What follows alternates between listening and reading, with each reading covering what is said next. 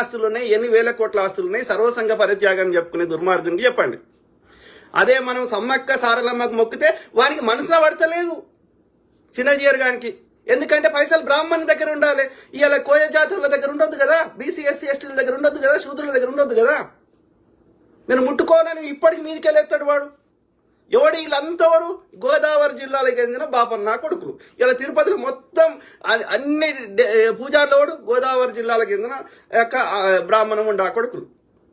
వీళ్ళకి ఉత్తర భారతదేశపు ఆ బ్రాహ్మణ ముండా కొడుకులు, విదేశీ ఆర్య బ్రాహ్మణ ముండా కొడుకులు, పాండేలు, ఇంకోడోడు, శర్మలు, దొంగనా కొడుకులు, వాళ్ళకి మీదితనాలే మాదితనాలే అన్నట్టుంది.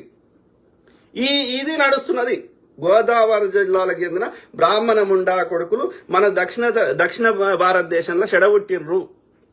అర్థమైందా? ఎందుకు పుట్టిర్రో ఇక తెలవాలి.